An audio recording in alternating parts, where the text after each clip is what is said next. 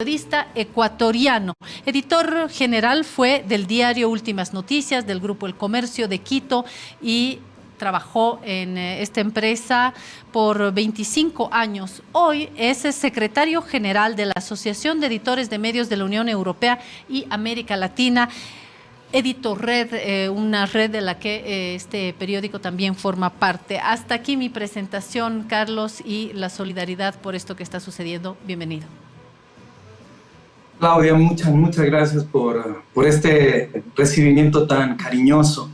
Yo creo que estas muestras de afecto, como la que tú has tenido conmigo y yo entiendo con todos mis compatriotas, sí hacen falta, o sea, sí son elementos humanos, yo creo, que son los que nos hacen falta para atravesar de mejor manera momentos tan delicados como los que vivimos en Ecuador y como los que se pueden vivir en cualquiera de nuestros países latinoamericanos. Así que muchas gracias por recibirme con el humahuaqueño, además con esta orquesta tan especial de Paraguay, mira, hermanando tantas regiones y países. Y creo que en tu presentación has dado con un punto muy importante también al presentar a estos músicos, y es que sí, son los jóvenes donde creo que radica buena parte de encontrar la solución al problema grave del narcotráfico, porque realmente las mafias, los carteles han encontrado en la juventud que no ha tenido pues esperanza, no ha tenido condiciones adecuadas de educación y de salud, donde encuentran a quienes pueden luego vincular a estos grupos dándoles un destino fatal sin duda, pero encuentran ahí un lugar donde trabajar, si cabe la expresión, ¿no? Y los cooptan y los tienen como pues carne de cañón en gran medida. Ayer en la lamentable toma de un canal de televisión en Guayaquil, en Ecuador, de los 13 detenidos, las edades están entre 16 y 25 años. Increíble. Son muchachos, son increíble. niños. Y cuando veíamos ahí, los vemos, perdón Carlos, tomando estos estudios y generando terror, pero luego tenemos imágenes también posteriores a esta toma, cuando finalmente son reducidos por las fuerzas policiales y salen desfilando ya sin máscaras. Me da una profunda tristeza ver que se trata de jóvenes. El otro lado, por supuesto, que están inmersos en redes delictivas, presos seguramente de fuerzas del narcotráfico, pero no puedo dejar de pensar en las condiciones de estos jóvenes, es decir, no vamos a quitarle el volumen a la delincuencia, al narcotráfico, pero tenemos que pensar también en un contexto más amplio en Ecuador. ¿Qué está sucediendo, Carlos, en Ecuador? Bueno, yo creo que hoy vivimos un momento en el que ha estallado toda este caldo de cultivo, ¿no? O sea, obviamente son consecuencias de una situación estructural, ¿no? Estas bandas delictivas que han crecido tanto, que se han ido ya formando alrededor de carteles internacionales de la droga, que han crecido con ellos o que han nacido a partir de esos carteles, empezaron en zonas de Ecuador históricamente desatendidas, en las zonas de frontera, en la zona frontera norte del país especialmente, donde también son zonas históricamente vinculadas con lo que ocurre en Colombia, en la zona de Tumaco, del Putumayo, donde el narcotráfico y la guerrilla han actuado por decenas de años y que han ido vinculando a estas poblaciones ecuatorianas, como digo, históricamente desatendidas, y han ido tejiendo estas redes de apoyo primero, y luego estos grupos han ido creciendo, han ido abarcando otras provincias del país, y ahora prácticamente están en 20 de las 23 provincias del Ecuador, diferentes grupos según las informaciones de expertos. Y claro, han hecho de la delincuencia una organización ¿no es cierto?, que ya se va extendiendo, ya no solo es narcotráfico, también es minería ilegal, también es lavado de activos, también es tráfico de personas, ¿no? Y toda esta situación un poco ha ido creciendo también al amparo de las anuencias o de la ceguera, si quieres, política y social. Y ha sido unos grupos que han estado creciendo inicialmente de forma anónima, ¿no? Inicialmente en la clandestinidad, en la oscuridad. Pero luego estas organizaciones han entendido que para poder mantener su negocio, para también salir impunes, necesitaban cooptar las instituciones del Estado y lograron cooptar, efectivamente, penetrar organizaciones o a miembros de la policía, miembros del ejército, de los militares ecuatorianos, pero también al sistema judicial, a fiscales y también a jueces. Y claro, también, y esto es quizá el punto culminante, ¿no es cierto?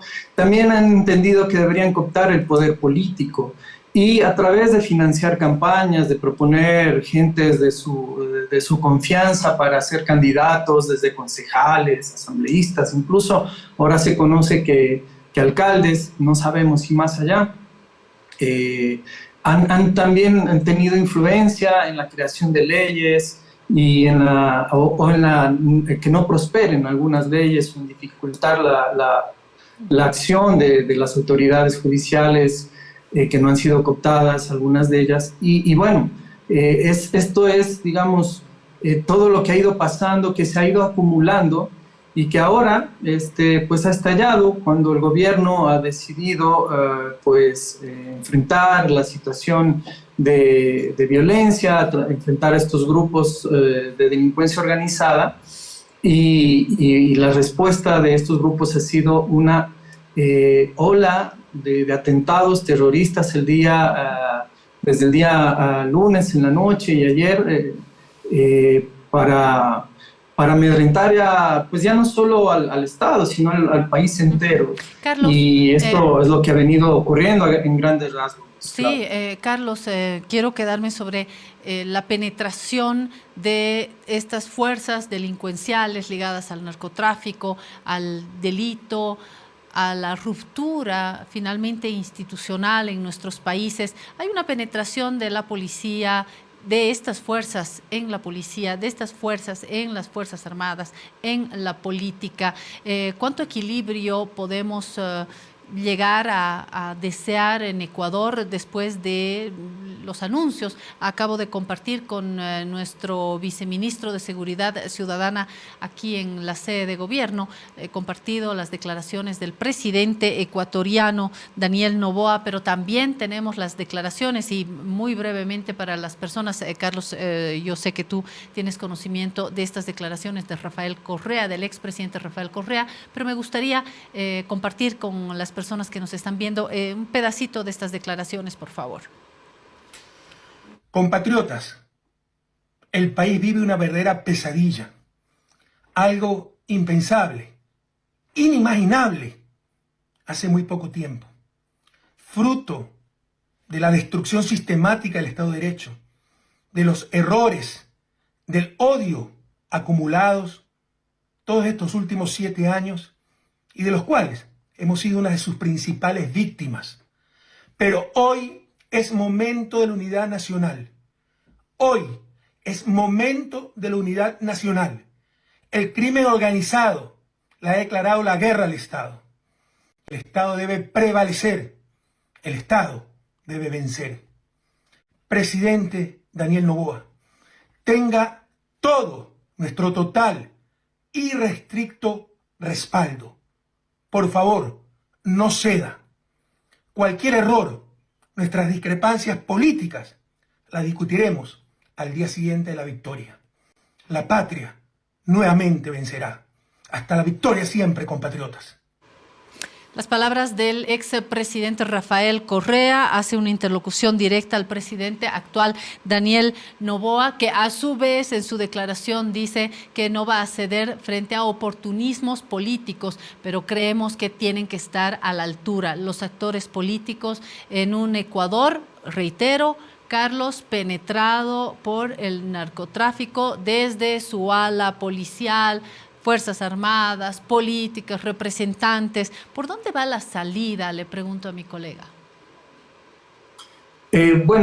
Claudia, yo creo que en principio sí, lo importante es tener un sentido de unidad nacional. La verdad que sí es importante eso, que las autoridades del Ejecutivo, de las autoridades policiales, militares, sientan el respaldo de todo el país, de los ciudadanos especialmente, para poder enfrentar de una manera directa, frontal a estos grupos que prácticamente le han declarado la guerra al Estado ecuatoriano.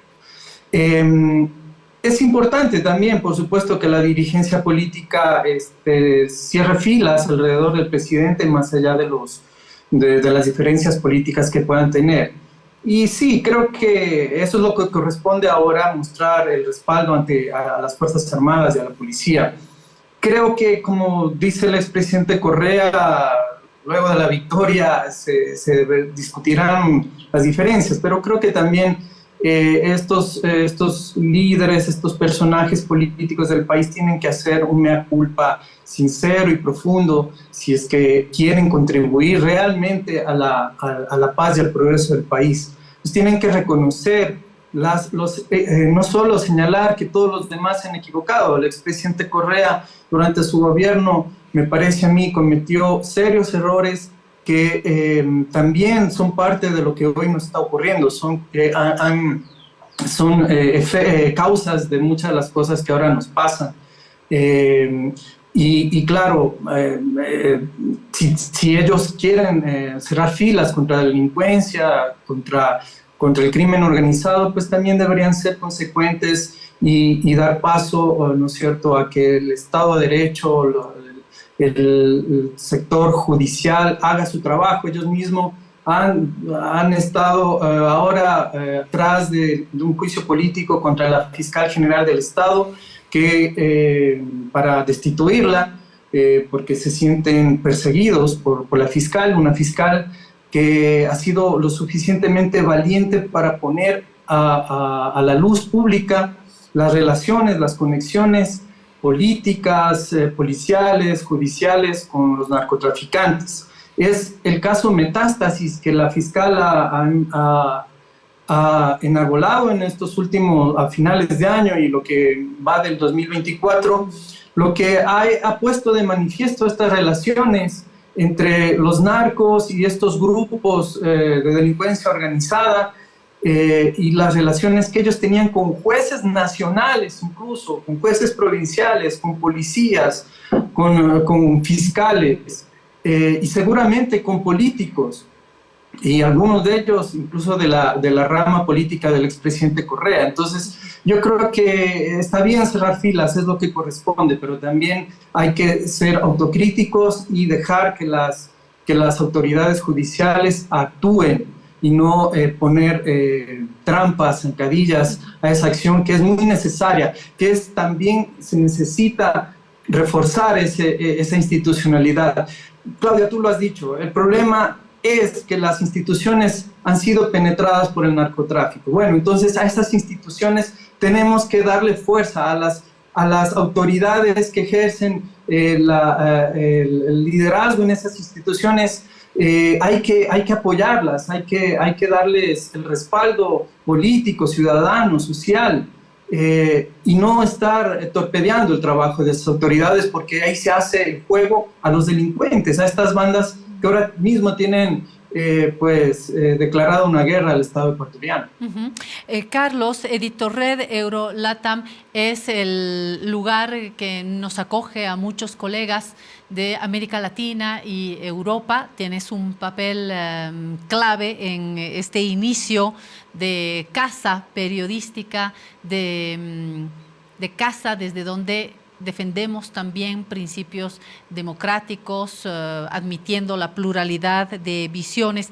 En esta casa acabas de publicar un texto que titula, y lo vamos a poner para generar curiosidad en mis compatriotas: las mafias quieren que Ecuador sea una cárcel, el mundo lo permitirá. Así comienza Carlos Mora. En Ecuador todos lo admiten, a las cárceles no las controla el Estado, las controlan las mafias de delincuencia organizada que han hecho de los centros penitenciarios su fortaleza, su escuela, su lugar de reclutamiento, su arsenal, su centro de operaciones. Desde ahí, teléfono con internet en mano, los capos dan instrucciones a sus lugartenientes que están afuera, a los abogados que dan coimas a los jueces, a los policías que alertan de operativos y que cuidan sus bienes, a los políticos, a los que ellos han puesto en las papeletas de votación, a los funcionarios que han cooptado con dinero o con amenazas. Me quedo ahí porque voy a hacer simplemente la invitación a que ingresen a este texto, y de hecho lo vamos también a publicar en nuestra edición papel y digital de La Razón, porque formamos parte de esta red. Invito a la lectura de este texto que un poco da un contexto mayor, y con estas palabras quiero decir gracias a mi colega y expresar mi solidaridad desde lo íntimo, que conoce Carlos el valor de la vida, desde lo íntimo, desde la familia hasta la familia grande que es Ecuador y América Latina. Muchas gracias, Carlos, por este contacto. Claudia, no sabes cuánto te agradezco por el contacto y sobre todo por el cariño. Muchas gracias, y un saludo a toda tu audiencia, a toda Bolivia. Muchas gracias por acompañarnos en un momento tan clave para el país.